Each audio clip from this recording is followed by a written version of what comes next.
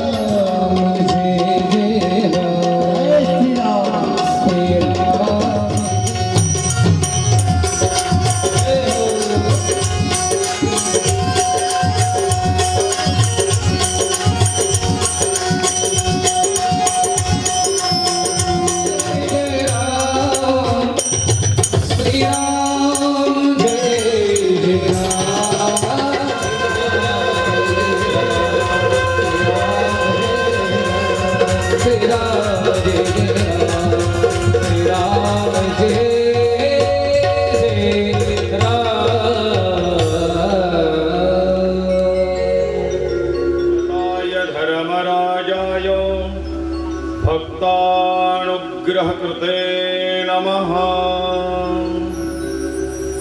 ॐ क्रौं ह्रीं आं वैवस्वताय धर्मराजाय भक्तानुग्रहकृते नमः। ॐ क्रौं ह्रीं आं वैवस्वताय धर्मराजाय भक्तानुग्रहकृते नमः। ॐ क्रौं ह्रीं आं वैवस्वताय धर्मराजाय भक्तानुग्रहकृते नमः। ॐ क्रौं ह्रीं आं वैवस्वताय धर्मराजाय भक्तानुग्रहकृते नमः। ॐ क्रौं ह्रीं आं वैवस्वताय धर्मराजाय भक्तानुग्रहकृते नमः। ॐ क्रौं ह्रीं आं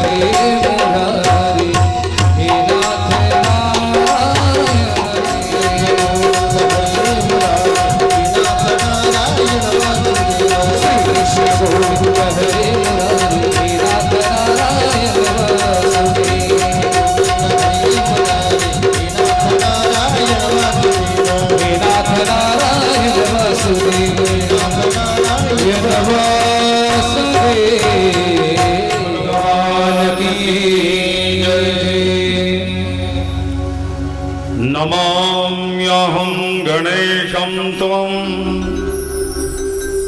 पार्वती नन्दनं शुभं विनाशयत विघ्नान्नो कार्यसिद्धिं प्रयश्च मे गणनाथ सरस्वती रवि शुक्र बृहस्पति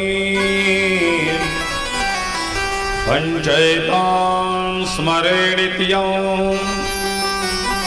वेदवाण्यं प्रवर्तये।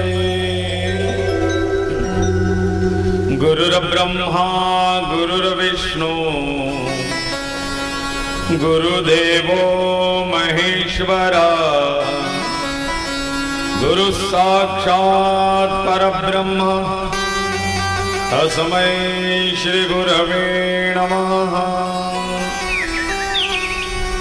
मुखं करोति वाचालं पङ्गुं लङ्घयते गिरिं यत्कृपातमहं वन्दे परमानन्दमाधवम्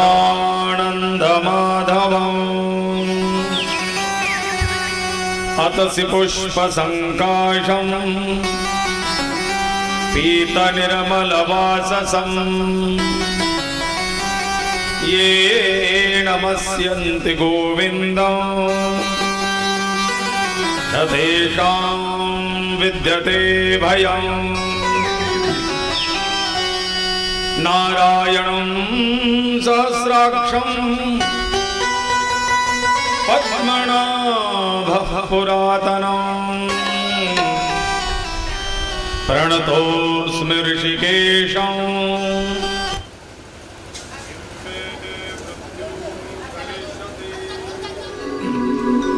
नमस्यामि हरिं रुद्रं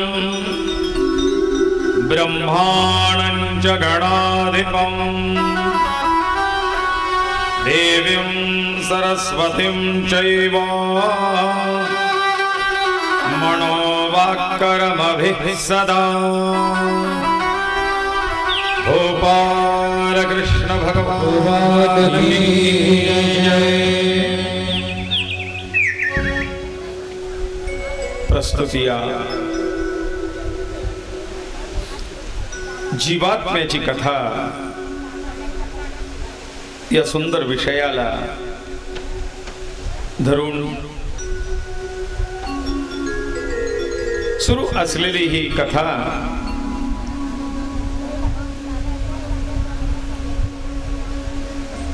स्वर्गवासी सौभाग्यवती कमलबाई लक्ष्मण शिरोडे यांच्या 6व्या वर्षाच्या पुण्यस्मृती निमित्ताने आयोजित ही पुण्यकथा आहे।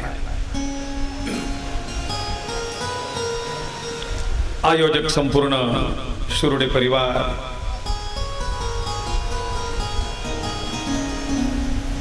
आदरणीय श्री लक्ष्मण जगन्नाथ शिरोडे आणि त्यांचा परिवार,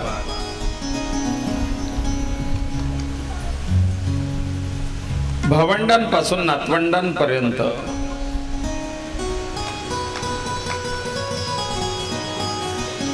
सगळे ज्या कार्यामध्ये सहभागी आहेत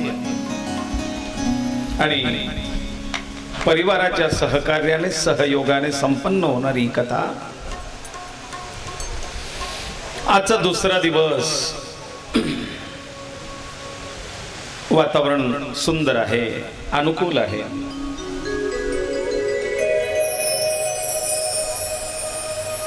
आणि अशा पवित्र मंगलमय वातावरणामध्ये मन, अंतःकरण, चित्त शुद्ध करून परमात्म्याशी सान्निध्य करण्याचा हा प्रयत्न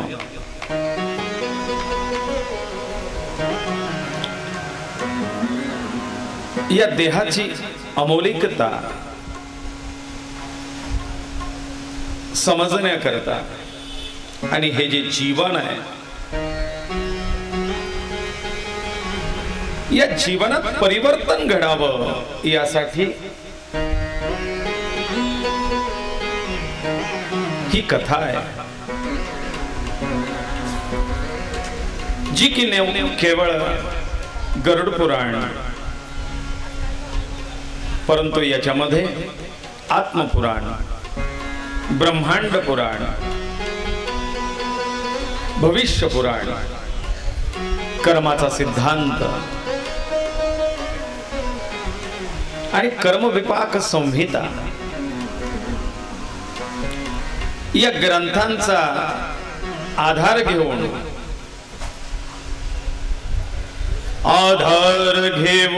पुराण कथांचा घोष करुणी वेद मंत्रांचा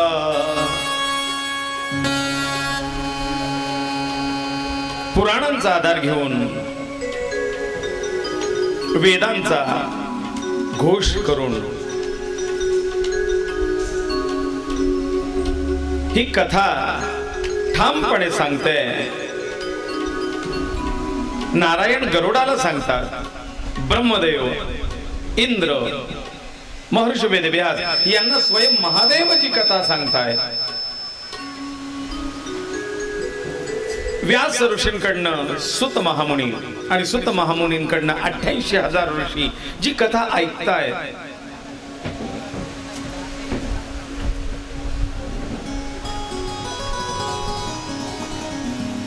अशी ही पुण्यकथा नारायणांनी जे रहस्य गरुडांना सांगितलंय आणि गरुडांनी ते या गरुड पुराण नावाच्या ग्रंथामध्ये वर्णन केलंय. ते गरुड पुराण महादेव, ब्रह्म, इंद्र आणि महर्षी वेदव्यासादिकांना सांगतात. ते आत्मपुराण. महादेव आदिशक्ती जगदंबा पार्वती मातेला सांगतात. ती आहे कर्म विपाक संहिता. आणि अशा या ग्रंथांच्या आधाराने सुंदर वर्णन या जीवात्म्याचं आपण ऐकतोय. कालचा विषय, काल आपण ग्रंथ परिचय,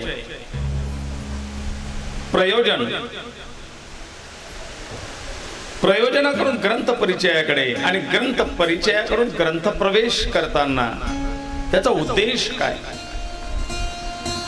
याबद्दलची कथा म्हणजे ग्रंथ महात्म्य हे आपण ऐकून घेतलं. कशासाठी तर हा प्राप्त झालेला मनुष्य देह याच्या उत्तम गतीसाठी.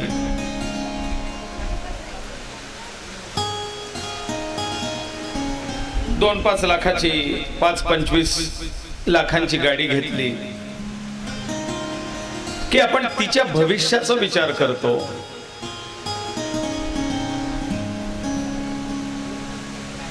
कारण 10 लाखाची गाडी आहे, 15 लाखाची गाडी आहे. उद्या चालून त्या गाडीला जर कोणी ठोस मारली, टक्कर मारली, अपघात केला, ऍक्सिडेंट केला, त्या गाडीला इजा झाल्या तर त्या गाडीच्या भविष्याकरता आपण त्याचा इन्शुरन्स, अपघात विमा हे काढत असतो. जर त्या 5-10 लाखाच्या वाहनासाठी आपण इन्शुरन्स असेल, तो अपघात विमा, त्याच्या भविष्याची काळजी म्हणून या गोष्टी करत असो आधीच, तर मग हा कोट्यावधी खर्चूनही पुन्हा न मिळणारा देह याच्या भविष्यासाठी काय, तर याच्या भविष्याची तरतूद म्हणून हा ग्रंथ आहे. ती तरतूद कशी करावी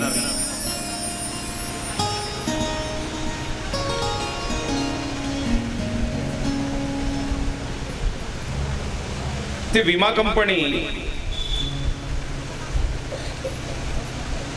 ते इन्शुरन्स कंपनी कदाचित त्या 10-20 लाखाच्या गाडीची पुन्हा भरपाई करून देतील, परंतु कुठलीही कंपनी तुमचा देह गेल्यानंतर पुन्हा देहाची भरपाई करून देणार नाही. मग असा दुर्लभ, कोट्यावधी खर्च करून मिळणार नाही असा दुर्लभ मनुष्य जर आपल्याला मिळालेला आहे, तर त्याच्या भविष्याची तरतूद काय,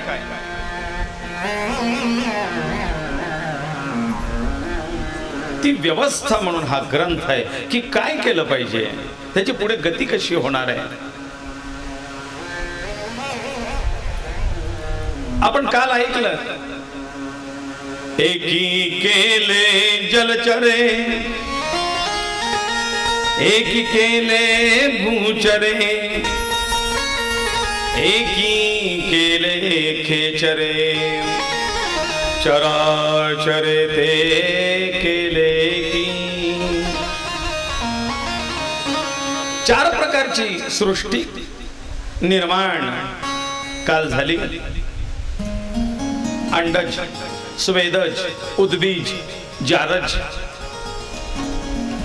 या 4 प्रकारातून प्रत्येक जीवाचा जन्म आहे. कोणी बीजातून कोणी अंड्यातून जन्म घेत आहे, कोणी प्रत्यक्ष आईच्या गर्भातून जारच, तर कोणी घामातून.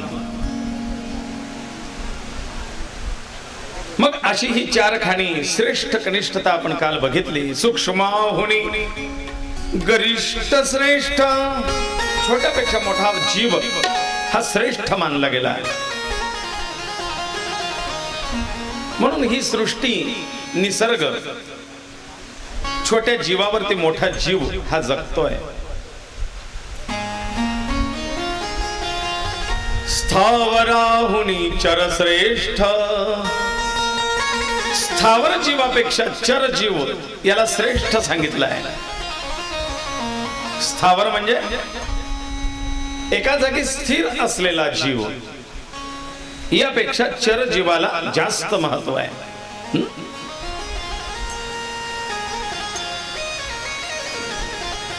वनस्पती, लता, वेली, वृक्ष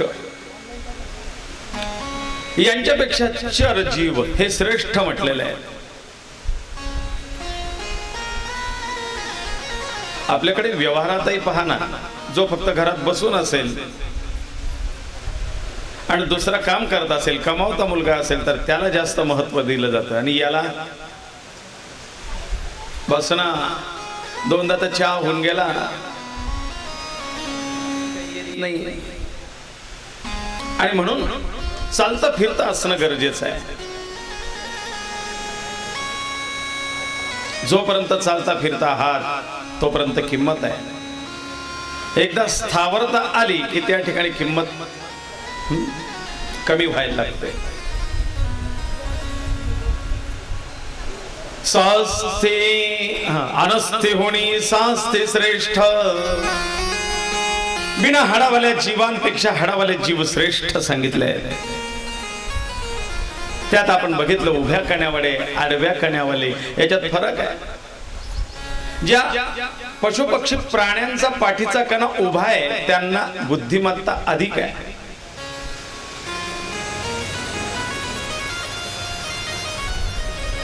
आणि म्हणून आपले जे शिक्षक आहेत, गुरुजी आहेत, मास्तर आहेत, ते शाळेमध्ये विद्यार्थ्यांना ताट बसा, अभ्यासाच्या वेळेला ताट बसा असं वारंवार सांगतात. या मागे त्यांचा हेतू हा आहे की या मंद बुद्धी मुलांचा सुद्धा बौद्धिक विकास अधिकाधिक व्हावा. याकरता ही सायन्स, विज्ञान, शास्त्र याची टेक्निक आहे. मेंदूशी संबंधित काही कनेक्शन नसा कानात असतात. आणि म्हणून रोज सकाळी आंघोळीच्या वेळेला असे कानाचे पाळे जर चोळले, ते कान ओढले, तर त्या कानाच्या नसांना एक ॲक्युप्रेशर ते प्राप्त होतं. त्याच्याने मेंदू अधिक कार्यरत राहतो. म्हणून पूर्वी मास्तर काही चुकलं की मुलांचा कान धरायचे किंवा कान धरून उठबशा घालायला लावायचे. या मागचा हेतू की ऑटोमॅटिक कान ओढून ॲक्युप्रेशर आणि त्याच्याने बुद्धीचा विकास. मग का त्या देवी देवता मोठमोठाले कुंडल कानात घालायचे, इथे पंक्चर करायचे, भिगबाळी. पूर्वी महिलांना सुद्धा इथे अनेक प्रकारचे दागिने. आजकाल ते कानातले तसे वेगवेगळे दागिने नाही राहिले. त्याच्यामुळे आजकाल लवकर विसरून जाण्याची समस्या जास्त यायला लागली.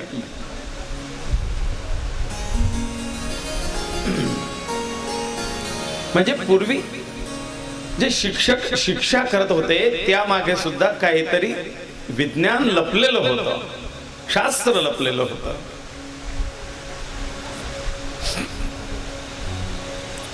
शास्ती होणी अनस्ती होणी शास्ती श्रेष्ठ, ही श्रेष्ठ कनिष्ठता सांगितली.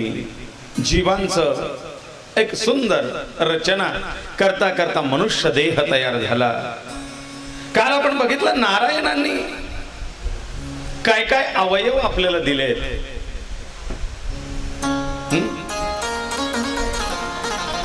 काय दिले? हात दिलेत, पाय दिलेत, कान दिलेत. कशासाठी दिले? इंद्रिय हात पाय कान, डोळे मुझे तुझो नारायण.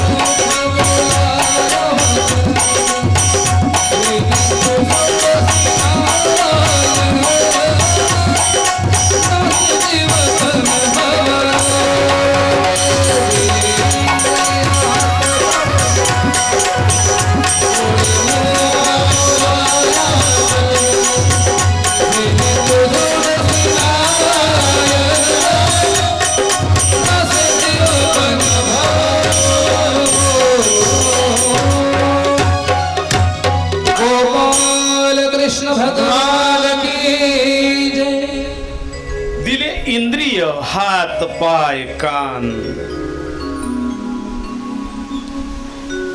म्हणले कशासाठी? हस्तस्य भूषणं दानं शास्त्रं श्रोत्रस्य भूषणं. कानाचं भूषण आहे शास्त्र श्रवण करणे. पायाचं भूषण आहे तीर्थयात्रा करणे. मुखाचं भूषण आहे शिव्या देणे. घे घे माझे वाचे, घे घे माझे वाचे, घे घे माझे वाचे, घे घे माझे वाचे. हरी बोल.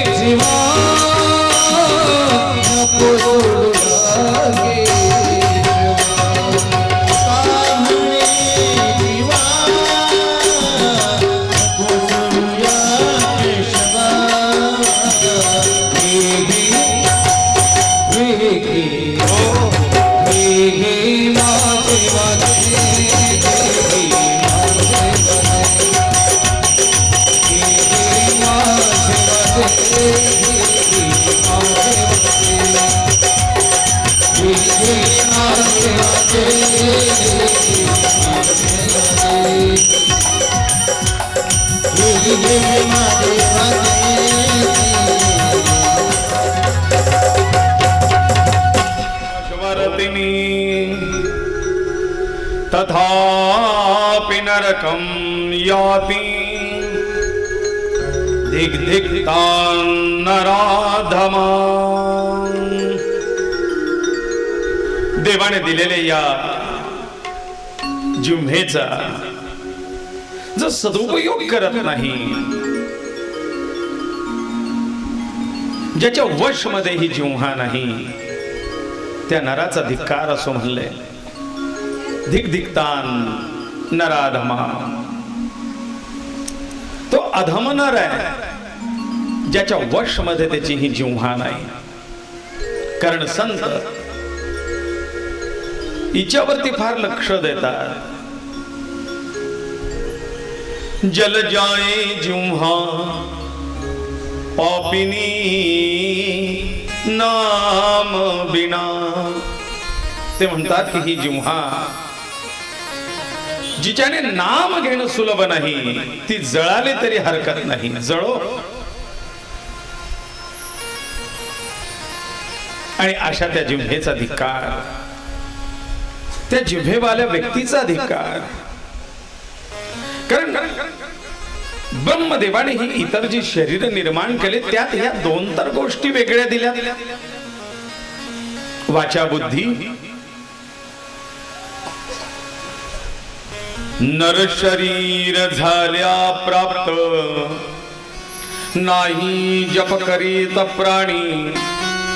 तो मेल्यावरी मूढमते महाघोर जे दुःख गती. ती भोगोनिया अंते दुष्ट जन्म गती पावतसे. प्राकृत ग्रंथातल्या ओवी. नर शरीर झाल्या प्राप्त. महत्पुण्याने हे नर शरीर प्राप्त होत. मग हे अत्याधिक पुण्याई खर्च करून प्राप्त झालेलं नर शरीर. नाही जप करीत प्राणी. पण तरीही ज्याच्या मुखात नाम जप येत नाही, तो मेल्यावरी मूढमती महाघोर जे दुःख गती. ती भोगुनिया अंतिम दुष्ट जन्म गती पावतसे. त्या व्यक्तीचा मृत्यू झाल्यानंतर महाघोर दुःख गती, जी काल आपण ऐकली, देवमार्ग आणि महाभयंकर दुःखप्रद यममार्ग. त्या यममार्गावरील अनेक यातना भोगीत हा पुन्हा ज्या जन्माला येतो, त्या जन्मात आयुष्यभर दुःख भोगतो. ती भोगोनिया अंते दुष्ट जन्म गती पावतसे. दृष्ट जन्म.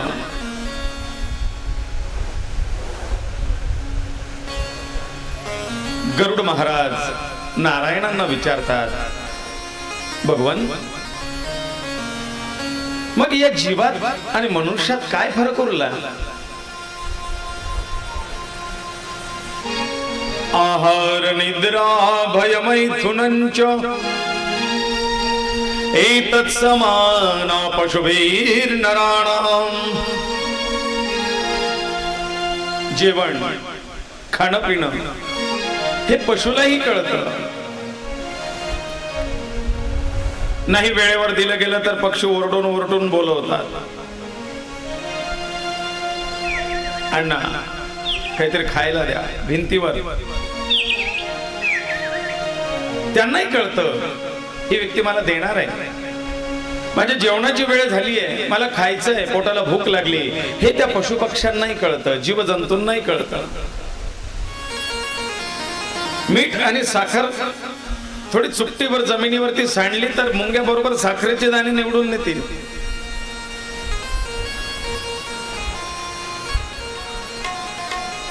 निद्रा, झोप. प्रत्येक जीव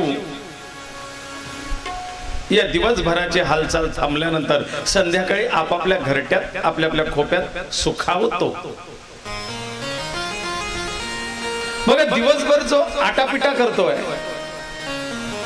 कोणी जेवणासाठी, कोणी अन्नासाठी, कोणी पैशासाठी, कोणी जगण्यासाठी, कोणी पदा प्रतिष्ठेसाठी, कोणी मान सन्मान मिळावा यासाठी,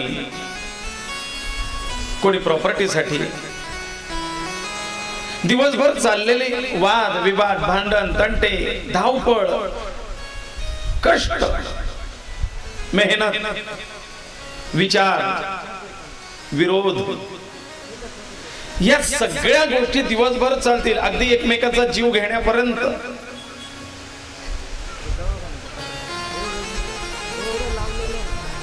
पण संध्याकाळी एक विशिष्ट वेळ असे येते की ह्या सगळ्या गोष्टींचा आपोआप विसर पडतो.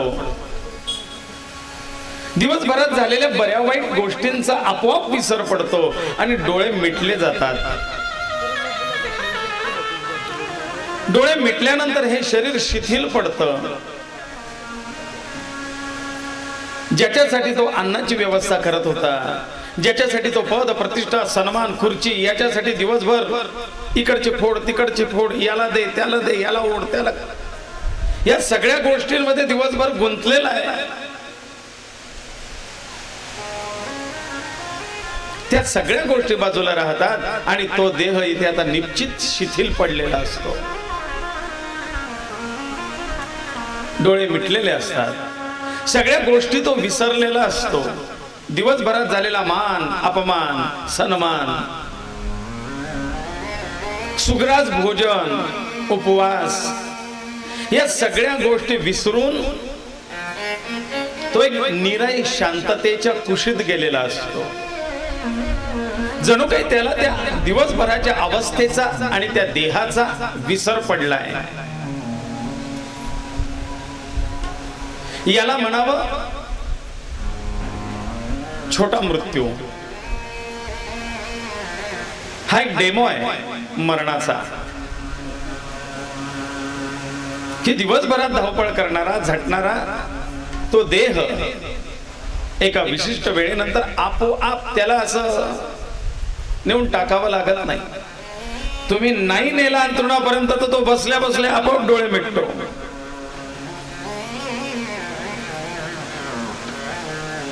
तो कुठे घ्यायला जावं लागणार नाही, किंवा असं नाही की त्या अंथरुणावरती पोहोचलं तरच झोप येईल. त्याची यायची वेळ झाली की कथेत बसल्या बसल्या सुद्धा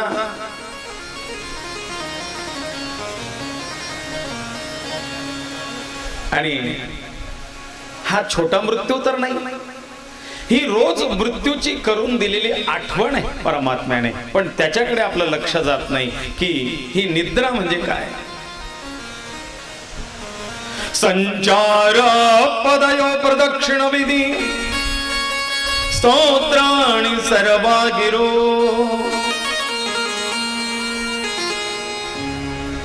यदि यत् कर्म करोमि तदखिलं शंभो तवाराधनम्.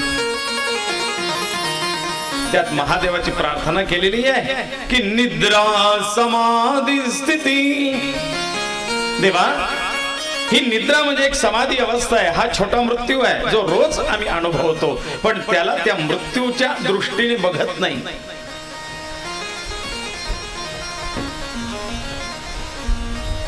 दोघं भावंडांचा दिवसभर वादविवाद होते, भांडण तंट होते, एकमेकाला मारामाऱ्या झाल्या आणि संध्याकाळी तेच अंथरुणात सगळा वाद विसरून निवांत झोपले. हाच मृत्यू आहे. पुन्हा नव्याने जाग येते म्हणजे पुन्हा जन्म आहे. हा जन्म मृत्यूचा चक्र हे अविरत सुरू राहणार आहे. पण उद्या काय होईल याची आज कल्पना नाही. उद्याचा दिवस कसा जाईल, कुठे जाईल, काय खायला मिळणार आहे की उपवास घडणार आहे हे आज माहिती नाही. तसं पुढचा जन्म नेमका काय आहे तो या जन्मी माहिती नाही. पण तरीही मनुष्य इतका निर्धास्तपणे झोपतोय जणू काही त्याला बॉन्ड पेपर वर ते लिहून दिलंय की उद्या सकाळी इतके वाजता तो उठणारच. ही झोप म्हणजे कायमची नाही. हा विश्वास कुठून येतो माहिती नाही, पण किती विश्वासाने झोपतोय जणू काही त्याला उद्या पुन्हा उठायचंय आणि उठतो.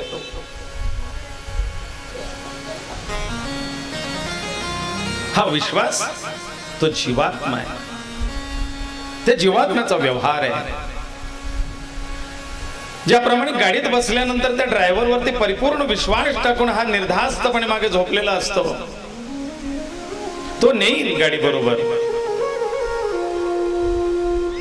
त्याप्रमाणे त्या झोपेवरती विश्वास आहे की ही झोप मला उद्या उठवणार आहे, ही झोप माझी शेवटची नाही, या विश्वासाने तो झोपतो. तसं मृत्यूला सामोरं गेलं पाहिजे. हो, मृत्यू अटळ आहे, जसं झोपायचं आहे, ही छोटी झोप आहे, ती मोठी झोप आहे आणि ती घ्यावीच लागणार आहे. एक दिवस हा देह थकला की हा त्या निद्रेच्या कुशीत आपोआप जाणार, तुम्ही नाही म्हटलं तरी जाणार. आणि त्या गाढ निद्रेनंतर पुन्हा जाग यायची आहे, पुन्हा नवीन व्यवहार आहे, पुन्हा नवीन काम आहे.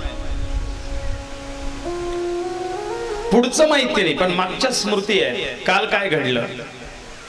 तसं काही जीवांना पुढचं कर्म माहिती नाही, पण मागची कर्म त्याच्या सोबत असतात आणि त्या कर्मानुसार हा जन्म पाप पुण्याने आणि सुख दुःखाने भरलेला असतो. यालाच प्रारब्ध असं म्हणतात. गरुड विचारतात, देवा आहार, निद्रा, भय, भीती या सगळ्या गोष्टी तर सारख्या आहेत. वंशवृद्धी, प्रजोत्पादन हे त्या जीवांचंही घडतं, मनुष्याचंही घडतं. मग फरक याच्यात विशेष काय? तो हाच की देवाने त्याला एक विशेष बुद्धी, धीमही, ती धी ही विशेष प्रदान केली आहे. धर्मो हि तेषां अधिको विशेषा. या बुद्धीच्या आणि वाणीच्या म्हणजे वाचेच्या जोराने त्याने केलेला धर्म हा त्याच्या सोबत अखंड राहतो. तो धर्म फक्त मनुष्याला करता येतो, तो प्राण्यांना, पशूंना करता येत नाही. ते कदाचित त्या कार्यात सहभागी तुमच्यासारखे असतीलही, परंतु त्यांना ही भावना नसते की मी धर्म कार्य करतोय. जसं आता रिंगण झालं दिंडीत, त्या रिंगणात घोडा फिरतो म्हणजे त्या पालखीच्या प्रदक्षिणा त्या ठिकाणी ते भजन करत भगवंताचं नाम घेत वारकरीही करतोय आणि घोडाही करतोय. मग त्यालाही तेवढंच पुण्य आणि त्या वारकऱ्यालाही तेवढंच पुण्य. पण वारकऱ्याला माहिती आहे मी पांडुरंगाची प्रदक्षिणा करतोय, ही पांडुरंगाची सेवा आहे, घोड्याला माहिती नाही. आपल्याकडे प्रचलित म्हण आहे, गंगे घोडे नाले. मग घोडे गाढवं गंगेत जाऊन रोज, आता त्या दिवशी आम्ही पंढरपूरला, माझी अधिक महिन्यामध्ये पंढरपूरला कथा होती. अधिकात चंद्रभागेवरती स्नानाला रोज सकाळी जायचो. तर त्यावेळेला मी पाहिला की ते गावातला कोणी स्थानिक एक गुराखी आपल्या म्हशी धुण्याकरता चंद्रभागेत आलेला होता. मग मला गुरुजींनी विचारलं, पहा अधिक महिन्याचं पुण्य पर्वकाळ आणि ह्या म्हशी सुद्धा चंद्रभागेत आंघोळ करतायत, गुरुजी यांनाही पुण्य का? म्हटलं त्यांना ही कल्पना नाही की आपण चंद्रभागेत स्नान करतोय, याचं पुण्य काय. ते फक्त पाण्यात आंघोळ करायची म्हणून आलेले. आणि माणसानेही गंगेला फक्त पाणी समजलं तर त्याला गंगा स्नानाचं फळ नाही. पण त्याने घरच्या नळात सुद्धा गंगेचं आवाहन केलं, गंगेच्या यमुने चैव गोदावरी सरस्वती नर्मदे सिंधु कावेरी जलेस्मिन सान्निधिं कुरु. याच पाण्याचं सान्निध्य हे गंगादी पवित्र नद्यांनो, तुम्ही या पाण्यात प्रविष्ट व्हा आणि या पाण्याला तीर्थाचं स्वरूप प्राप्त करून द्या.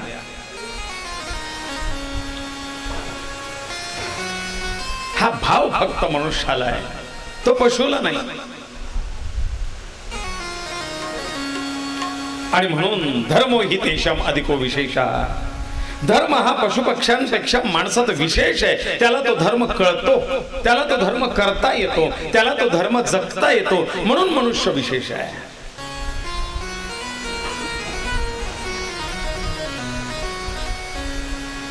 धर्माचं ज्ञान आणि धर्मोचित आचरण हा फरक फक्त मनुष्य आणि पशुपक्ष्यांमध्ये आहे.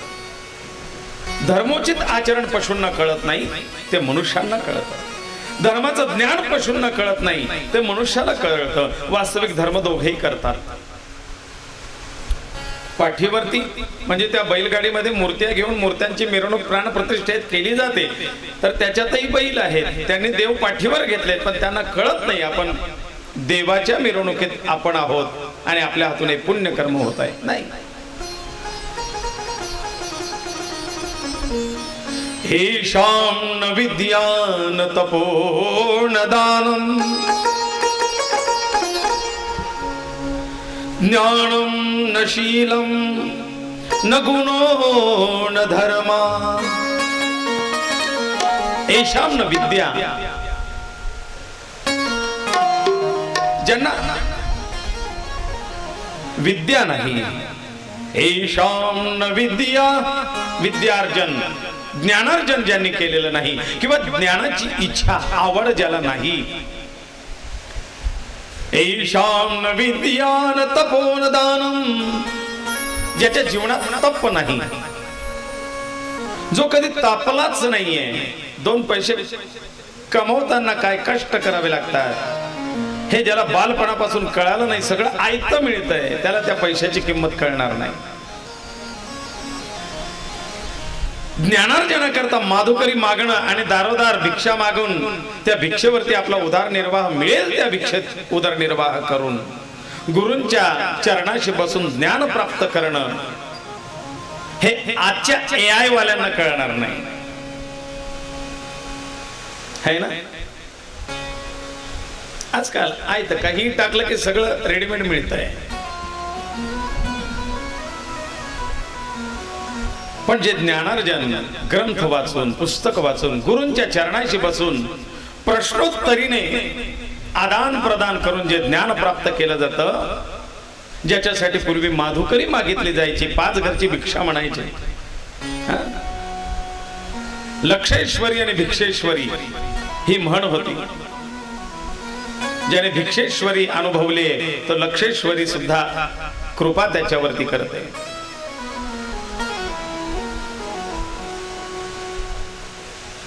ईशान विद्यान तपोन दानम, आणि प्राप्त केलेलं अर्जित धन किंवा प्राप्त केलं अर्जित ज्ञान ज्याने कधी दान केलं नाही, ना ज्ञान दान केलं ना धनदान केलं, जे आहे हे द्यायला शिकावं. जे आहे ते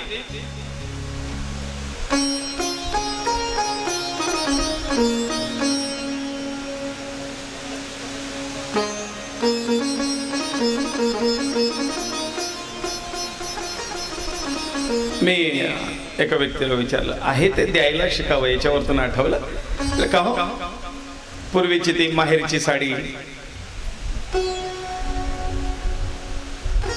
असे काही सिनेमे होते है ना. हळद, रुसली कुंकू असलं, याच्यामध्ये सासूरवास दाखवला जायचा. सुनेला फार सासूरवास, काम खूप करावे लागतात. कधी ते सासूबाई विहिरीत ढकलून देते, जेवायला देत नाही,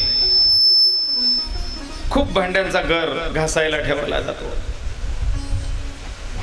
म्हणजे त्यावेळेच्या सासवा एवढा त्रास द्यायच्या, आताच्या सासवा काही त्रास देत नाही.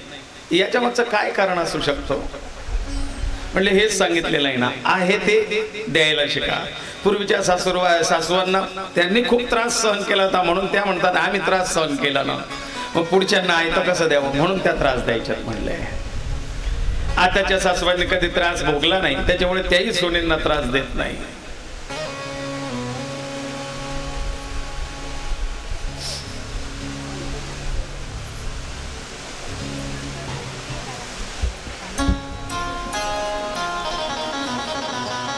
मग दान जे आपल्याकडे चांगलं आहे ते दुसऱ्यालाही उन्नत करावं. ज्ञानम नशीलम, ज्याने कधी ज्ञानार्जन केलं नाही. शील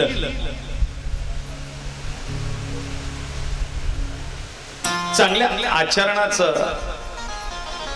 एक सवय, शील, सद्वर्तन. ज्ञानम न शीलम न गुणो न धर्मा. सद्गुण, ज्याने कधी सद्गुण मिळवलेच नाही, ज्याने आपल्या जीवनात कधी धर्म कमवला नाही, ते मर्त्य लोके भूविभार भूता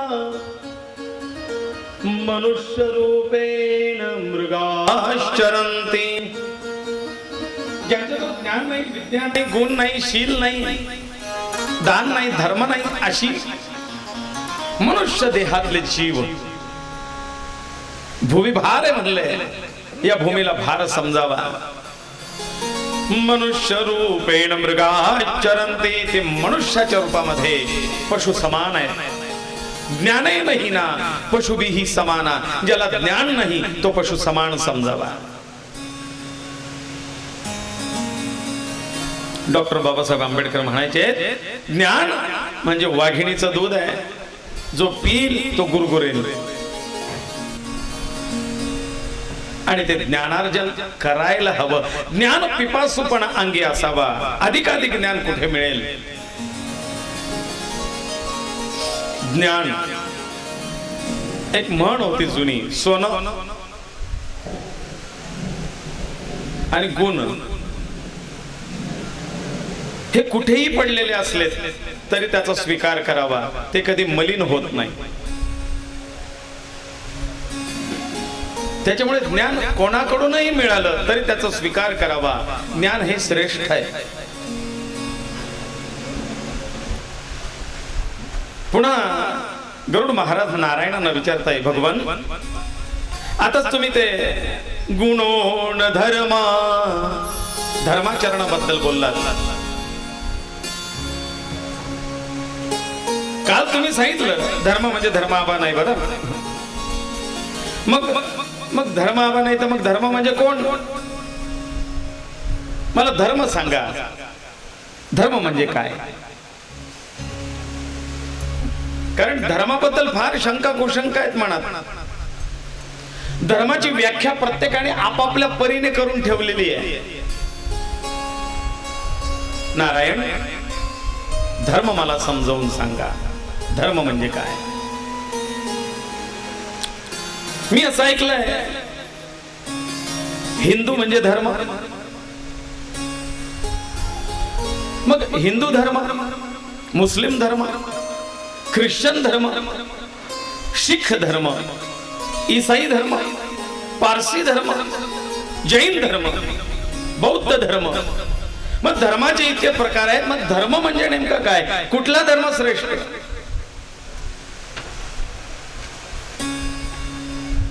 मला जरा या धर्माबद्दल समजावून तर सांगा. धर्म म्हणजे काय? नारायण सांगतात, गरुडा उत्तम प्रश्न आहे. कारण हे हिंदू, मुस्लिम, शीख, ईसाई, पारसी, ख्रिश्चन, बौद्ध, जैन हे धर्म मनुष्याने आपापल्या परीने ते बनवलेले धर्म आहे. मी बनवलेला धर्म सांगू. धर्म म्हणजे काय आधी ते समजून घे. धर्म म्हणजे धारयते सा धर्मः, जो धारण केला जातो. धर्म म्हणजे जीवनशैली आहे. धर्म म्हणजे जगण्याची पद्धत आहे.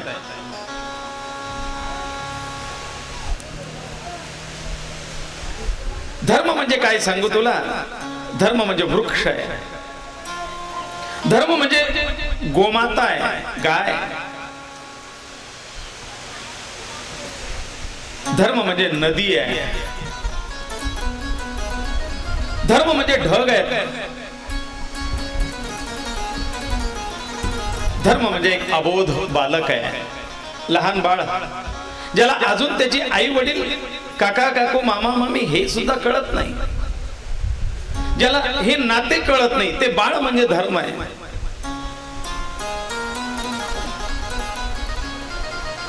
धर्म म्हणजे सत्य आहे. सत्य म्हणजे धर्म आहे. धर्म हा सत्य आहे, पण सत्य म्हणजेच धर्म आहे. गरुड महाराज जरा कन्फ्यूज झाले, गोंधळात पडले. नारायण, तुम्ही सांगितलं धर्म म्हणजे नदी, धर्म म्हणजे ढग, धर्म म्हणजे गोमाता, धर्म म्हणजे वृक्ष, पण मला नाही समजलं. मला फक्त हिंदू, मुस्लिम, सिख, ईसाई, ख्रिश्चन, पारशी, बौद्ध, जैन हे याच्यातला फरक कळतो, पण नदी म्हणजे धर्म आणि वृक्ष म्हणजे धर्म हे कसं काय, जरा मला विस्ताराने समजावून सांगा. उदाहरण त्यावेळेला भगवान नारायण गरुडाला सांगतात, ऐक. छायाम अन्यस्य कुर्वन्ति स्वयं तिष्ठति आतपे फलं ददाति लोकेभ्यो वृक्षा सत्पुरुषा इव. संस्कृत सुभाषित. छायां ददा लोकस्य कुर्वन्ति अन्यस्य कुर्वन्ति. कडकत्या रखरखत्या उन्हामध्ये, वैशाखात कडक तापलेलं ऊन आहे आणि त्या उन्हामध्ये कोणीतरी सावली शोधत, एका झाडाचा आश्रय घेत, त्या झाडाच्या सावलीखाली विश्रांती घेतोय. पण ते झाड कोणाच्या सावलीत उभं आहे? वृक्षाला सावली करणार कोणी नाही, पण तरी ते स्वतः उन्हात उभा राहतो, स्वतः उन्हात तापतो आणि दुसऱ्यांना सावलीत प्रदान करतो. सावली देताना तो हे बघत नाही की काल हा पक्षी चिंचेच्या झाडावर होता, आज आंब्याच्या झाडावर कसं काय आला, उठ तू तुझ्या चिंचेच्या झाडावर जा, इकडे येऊ नको.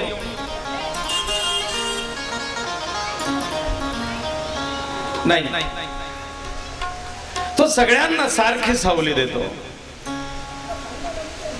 छायां अन्यस्य कुर्वन्ति स्वयं तिष्ठति आतपे. स्वतः उन्हात तापतो. फलं ददाति लोकेभ्यो. फळ सुद्धा, फुलं सुद्धा तो ठेवून घेत नाही. बाबा रे,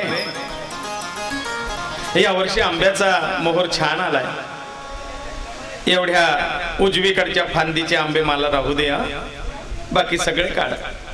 उजव्या फांदीवरचे फळ मला खायला राहू दे. असं कधी कुठलं फळ म्हणत नाही, वृक्ष म्हणत नाही. अहो, तो सगळे फळ आपल्या स्वतःसाठी न ठेवता दुसऱ्यांना देऊन टाकतो. नवे नवे जो त्याला दगड मारतो त्यालाही दगडाच्या बदलात फळ प्रदान करतो. कोणी दगड मारला तरीही त्या दगड मारण्याच्या बदल्यात तो फळ देतोय. हा वृक्ष म्हणजे धर्म आहे, ज्याचं संपूर्ण देह, शरीर हे लोकांकरता आहे. त्याची फळं दुसऱ्यासाठी, त्याची फुलं दुसऱ्यासाठी, ज्याची पानं दुसऱ्यासाठी, ज्याच्या फांद्या लाकडं दुसऱ्यासाठी, ज्याची सावली दुसऱ्यासाठी, स्वतःसाठी असं म्हणून काही ठेवलेलं नाही. हे जीवन म्हणजे धर्म आहे. धर्म काय, त्या वृक्षाकडून शिकावा. नदी का फेडित पाप ताप ओखीत तीरीचे आदप समुद्रा जाय आप गंगेचे जैसे. पूर आला, नालीतलं पाणी, नाल्यातलं पाणी, ओढ्यातलं पाणी, पाटाचं पाणी, छताचं पाणी, सगळीकडचं पाणी आपल्यामध्ये सामावून घेते ती नदी. आणखीन चालता चालता पोखीत तीरीचे आदप. काठावरती कोणी कागदाच्या पिशव्या टाकल्या आहेत, प्लास्टिकच्या पिशव्या टाकल्या आहेत, कोणी बाटल्या फेकल्या आहेत, कोणी खरकट टाकलाय, कोणी घाण टाकले, कोणी मेलेली जनावरं टाकले. ते सगळं आपल्या सोबत घेऊन जात, मागच्यांसाठी स्वच्छता करत आणि ती घाण पुढे लोटत राहते. फेडीत पाप ताप होखीत तीरीचे आदप, समुद्र जाय आप, आणि ती शेवटी समुद्राला जाऊन मिळते. गंगेचे जैसे, ती नदी का स्वतःसाठी पाणी ठेवून घेते? नाही, आता तुम्ही बंधारे बांधले म्हणून ते कुठेतरी पाणी आडवान, पाणी जिरवा, पाणी अडवलं जात आहे. पण ती म्हणते जिथे पाणी अडवलं की तिथे जंत पडतात. साठवलेलं पाणी दूषित होतं आणि वाहतं पाणी शुद्ध राहतं. आणि म्हणून नदीने कधी आपल्यासाठी स्वतःसाठी पाणी ठेवून घेतलं नाही आणि तिने फरक केला नाही. इकडची ही लोक घाणीचं पाणी माझ्यात सोडतात, इकडच्यांना मी पाणी देणारच नाही. फक्त आता उजव्या साईडच्या, उजव्या तीराच्या काठाच्या लोकांनाच पाणी द्यायचं, असा तिने कधी भेद केला नाही.